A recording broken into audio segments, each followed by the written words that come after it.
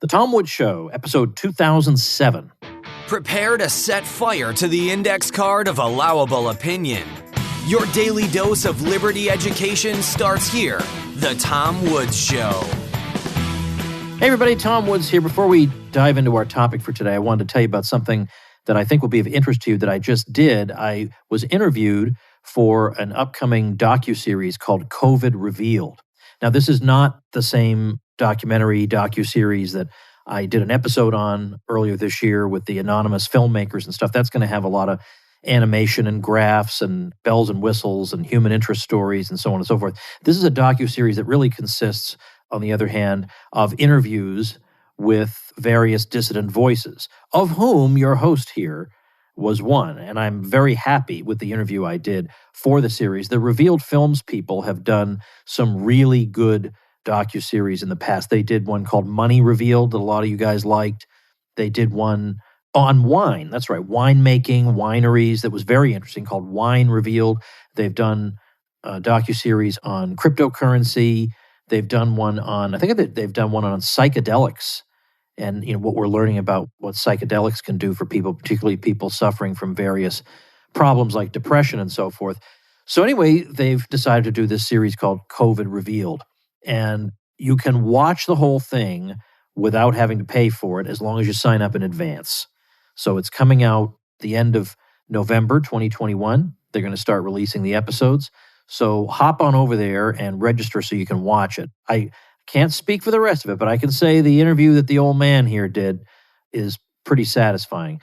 So you can check it out at tomwoods.com/revealed because it's called COVID Revealed. So tomwoods.com/revealed. Go do that. You will be happy you did. As I say, you get to watch the whole thing, won't cost you a cent, and everything they put out is worth watching, in my opinion.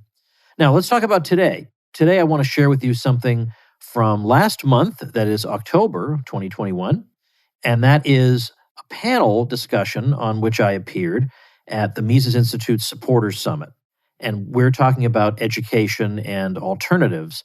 And so I spent my time focusing primarily on, well, I guess exclusively on the sort of practical things that I've been doing by way of giving people educational options. So you'll hear what those are.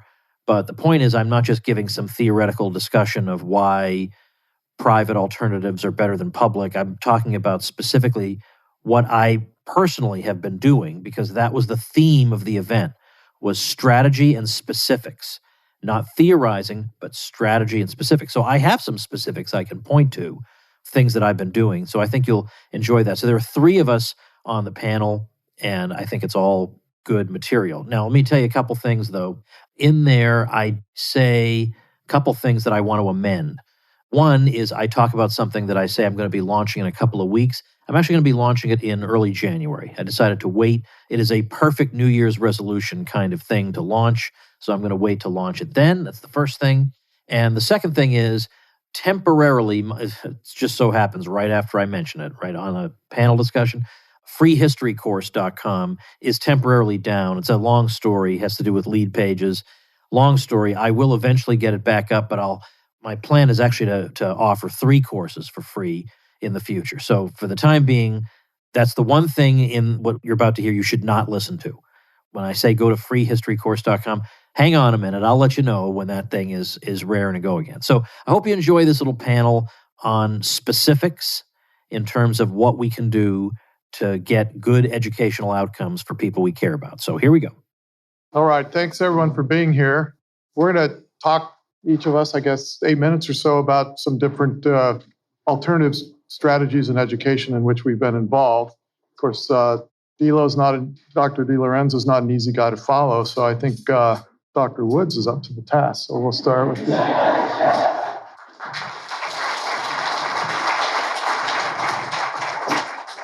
I'm going to be very straightforward today because the time is so limited. So no jokes at all, just straightforward. Jokes tonight.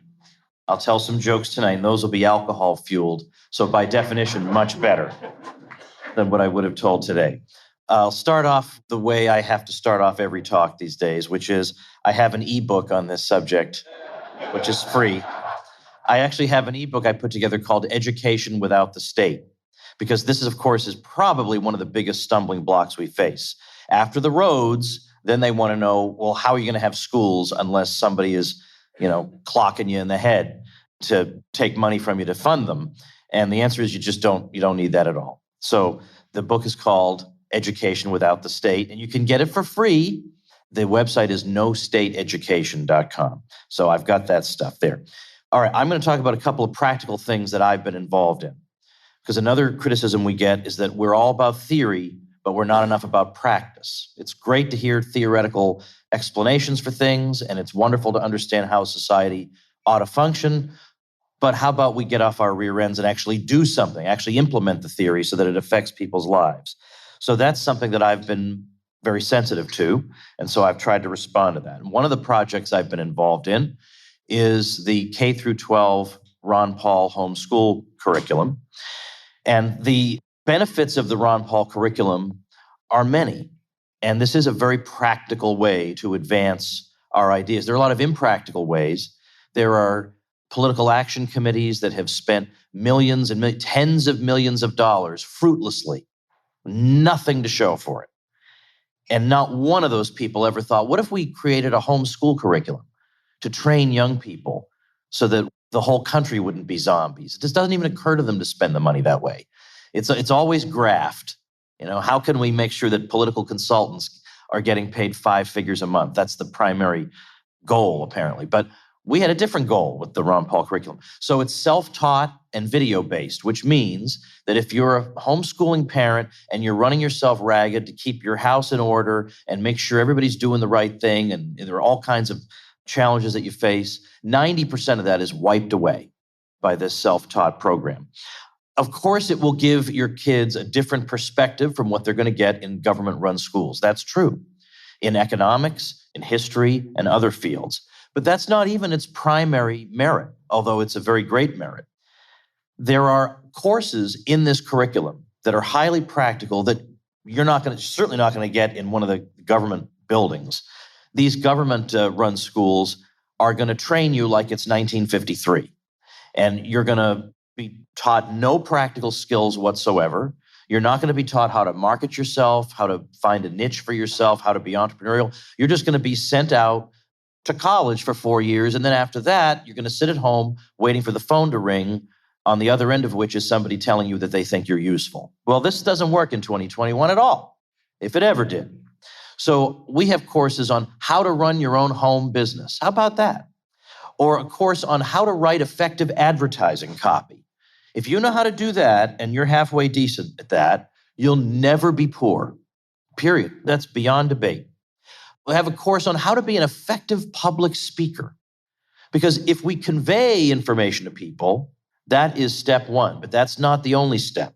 The other step is teaching people how in turn to convey the ideas further to others. And public speaking is one of those things many, many people are terrified of. So we have a course on that, how to be an effective public speaker. We also teach people, young people, how to blog. Now, blogs aren't as popular as they used to be, say, 5 years ago, but they're not nothing. And they teach people how to write concisely, which is especially important. We teach them how to use the standard video platforms. In other words, how to use resources out there that are free, that they can convey ideas with. So the website for it is ronpaulhomeschool.com. That's my affiliate site. I give you a lot of bonuses if you join through it. But it's not enough even just to think about the kids, because then there are all of us in this room, the adults. All of us suffered educational malpractice. That's a fact, all of us. And I don't want to leave the adults out either. So I have an adult program called libertyclassroom.com. Now, it's true, some older students will use it for homeschooling. It has been used for homeschooling. But I intended it mainly as adult enrichment for people who feel like they didn't get the real story in school. Or maybe they were just bad students and they weren't paying attention and they want to learn the stuff now. And so these are courses on, again, history, economics, philosophy, related fields that you can listen to and consume while you're driving around. And it's the real stuff taught by me and by other faculty members I trust. And the principle of it is I cannot fix Yale University and I cannot fix the crazy things that are taught there, but I can create my own thing and go around them. This is what we mean about strategy. It would be a bad strategy to hold a sign outside the Yale history department. That would be stupid and pathetic and weak. It's brilliant and amazing and strong to build your own thing despite these people. That's what we're doing. The great Glenn Jacobs, you'll remember him from the wrestling world as Kane, said that Liberty Classroom taught him more history than he learned in all of high school and college. So libertyclassroom.com is the website, and if you'd like to give it a test drive, you can take a free course at freehistorycourse.com. Can you believe freehistorycourse.com was available? But the old man here snatched it up and put it to good use. So that's the second thing. And finally, the third thing, I told you I had a lot to say and very little time in which to say it. Finally, education is not just about history and the sciences and whatever. And by the way, the Ron Paul curriculum, science curriculum, is amazing. The kids are building robots and radios, and they're learning meteorology and how to survive in the outdoors. They're not just learning formulas that are abstracted from actual living. But there's more to it, because these days, most of the struggles people have in this room and around the country have nothing to do with the non-aggression principle or libertarianism. Most of the struggles that they face. They want to know, with the Fed doing what it's doing, where should I put my money? The answer can't just be gold. What do I do? Tell me what I'm supposed to do with my money. Or how am I supposed to educate my kids in a society that hates me? How am I supposed to do it? I have to homeschool them? I don't see how that's possible. I have to work for a living. These are real questions people have. Do I send my kids off to that meat grinder called the university? If not, what do they do? Give me I know it's wonderful to trash the universities, but what are the practical alternatives? They want to know the answer to that.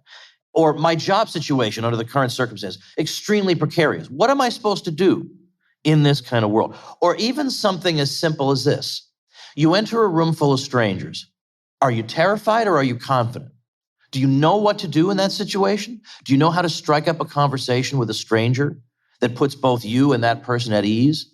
These kinds of little things, when put together, constitute my new project, which I'm going to be launching in a couple of weeks. So if you go to nostateeducation.com, get my ebook, you'll be on my mailing list, and I will tell you when this thing launches. I'm launching what I'm calling a school of life, where we're going to take all these other things that aren't part of your formal education, but doggone it, are really important to learn how to flourish in a world that hates you.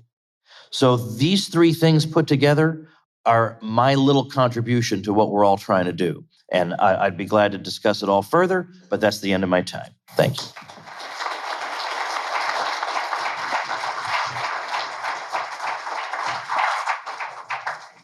Hello, my name's Katie, and I was at the summit last year with the Tuttle Twins team.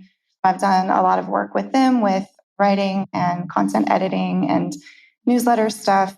Right now, I'm working on a history curriculum that's coming out soon, so that's fun stuff. But I think that I am here on this panel to talk not about Tuttle Twins stuff, but to talk about our life and our experiences and the way that we have navigated alternative education. So my husband and I have 7 children, and we homeschooled them all up to college for those who chose to attend college.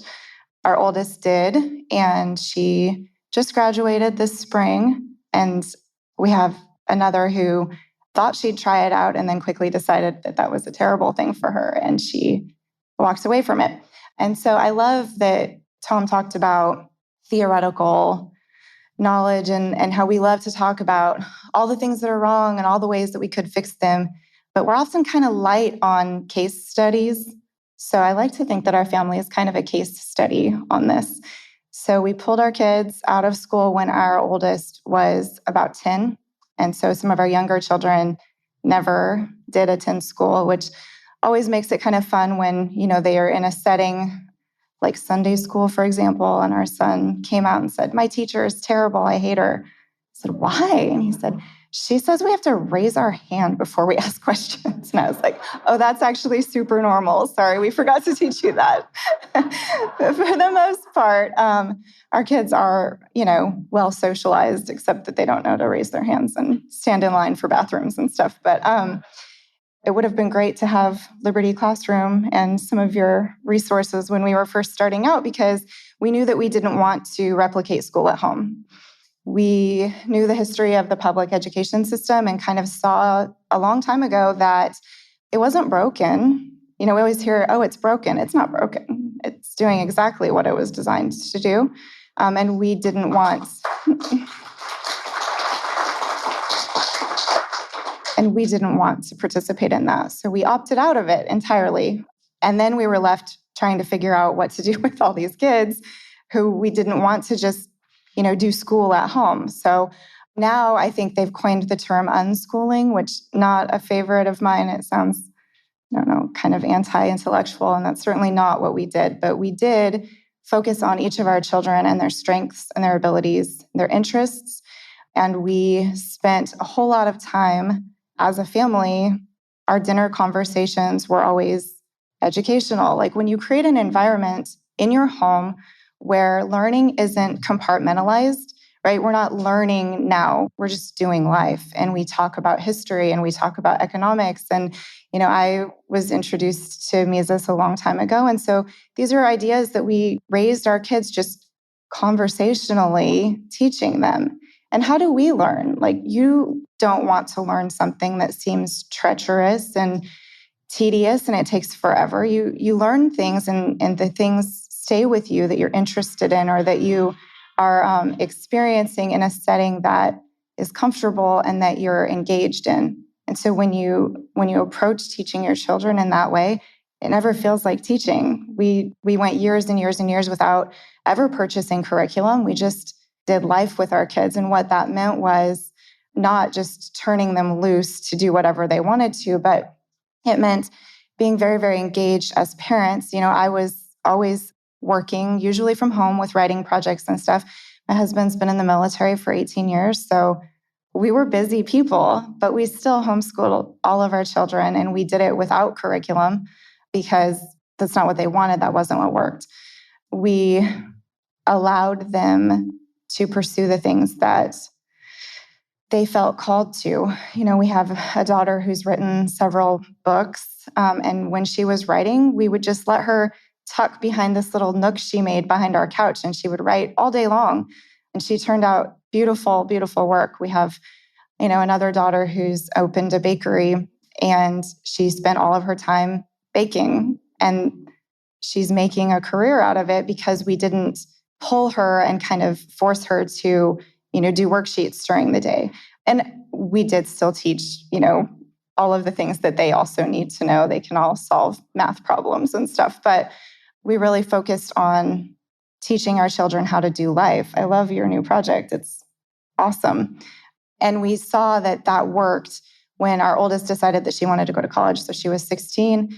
And we said, okay, well, let's try this and see if it works out. So she went to community college for 2 years, got all of her gen eds done, was able to transfer to university. She got scholarships. It was great. She didn't take the SAT or the ACT. And what we kind of learned in that was that it's all a racket, all of it. You don't have to jump through the hoops. You don't have to take this course that's just awful. I mean, kids are suffering.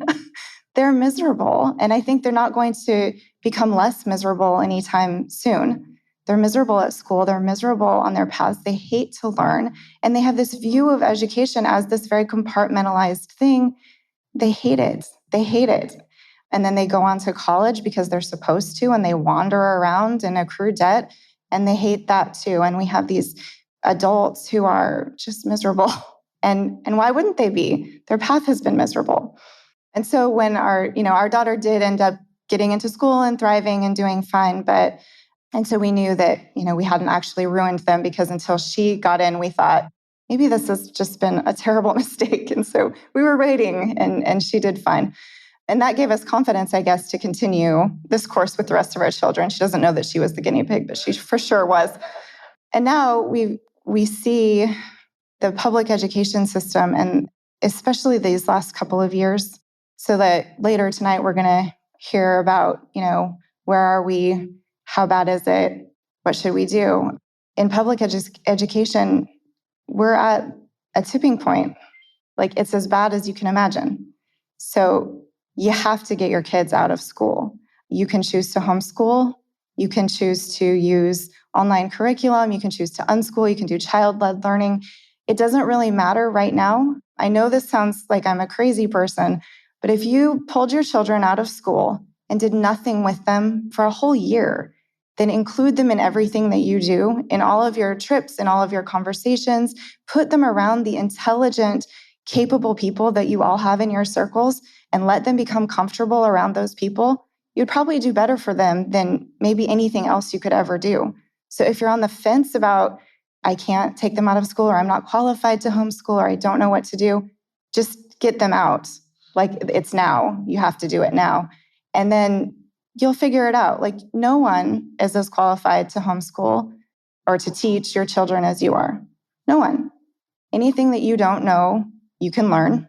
You can direct them to a capable person that you trust who can teach them. You're the one that's the most qualified to teach them because you're the most invested in them. You know them the best and you care the most. So what must be done? Like right now, it's that you got to opt out of this system and you'll find the path, but it can't be staying in this system. Thank you.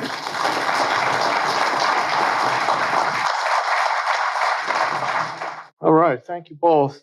I guess my exposure to strategic alternatives in education would be the most recent one, although when I first learned of the Mises Institute in the late 80s, I had 21 hours of undergraduate econ, never been exposed to the Austrian school. And then thanks to Dr. Paul in the 88 presidential campaign, 1988, I found the Mises Institute and been happily associated, at least loosely, ever since.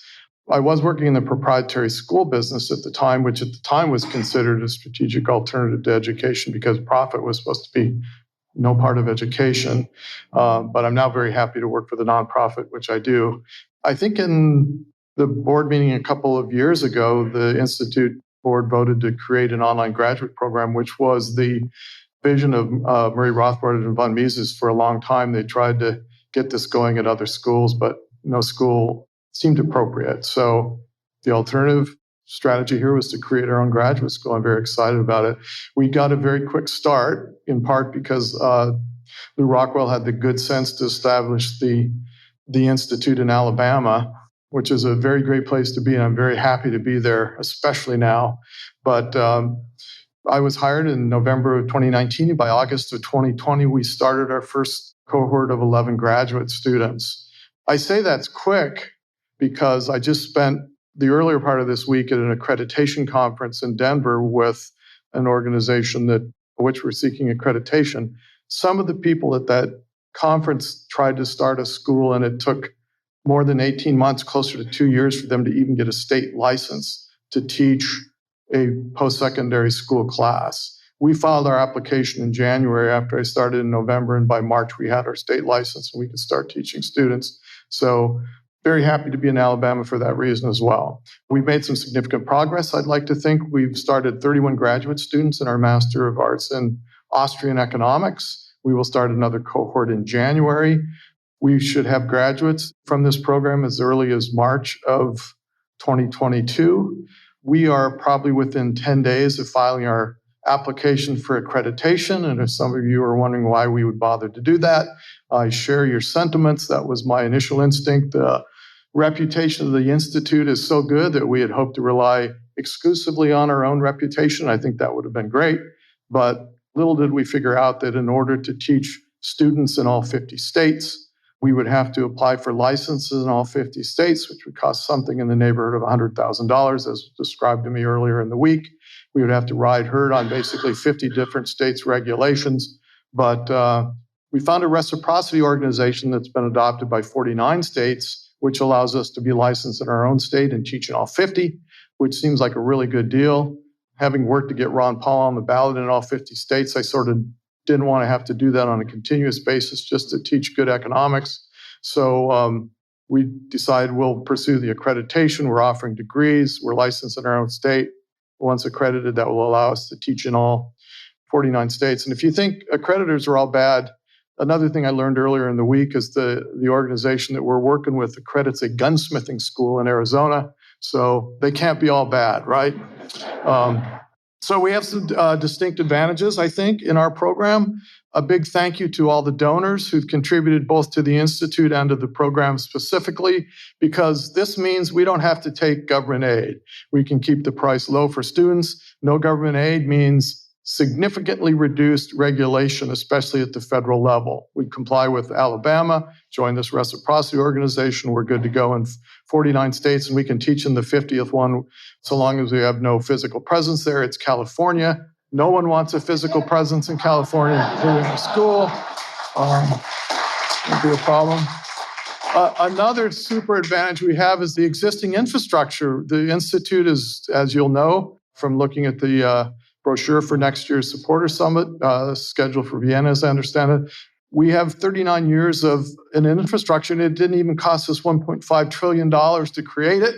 What that infrastructure means to us as a graduate school is we have PhDs like Dr. DiLorenzo, you just heard from, Dr. Woods, lots of them, and they're all eager to give back to the Institute who helped them through their process.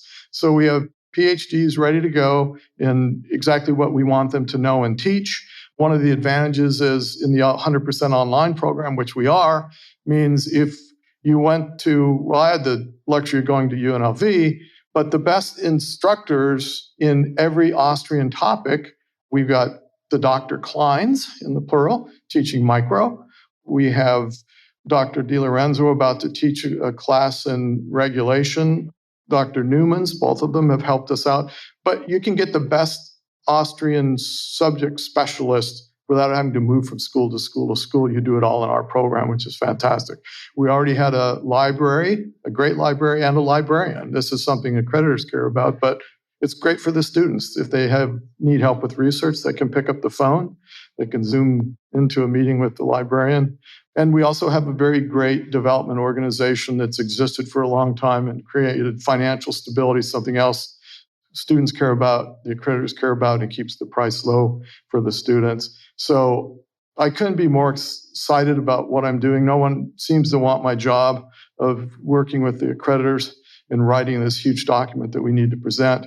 But I'm very excited about having it. I'm very excited about the program. I'm excited to have people graduating in a few months and expanding the program to all 50 states, because we can now teach in Warsaw, Poland, but not Warsaw, Indiana. And this struck me as odd, but even in 2020, during the online education conversion, several states where we could formally teach have passed legislation that says, no, you can't teach here anymore without getting a state-specific license, even though you have no physical presence in the state. So it's important that we're moving forward with what we're doing. I'm excited about it. So go ahead. Thank you very much. I appreciate it.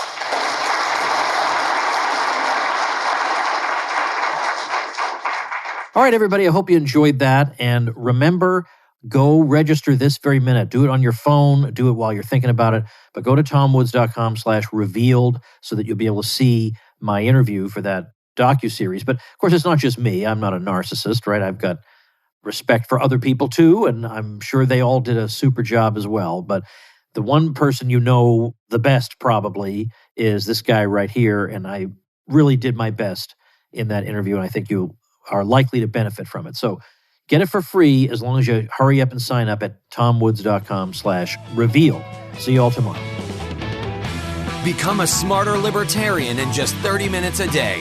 Visit tomwoods.com to subscribe to the show for free, and we'll see you next time.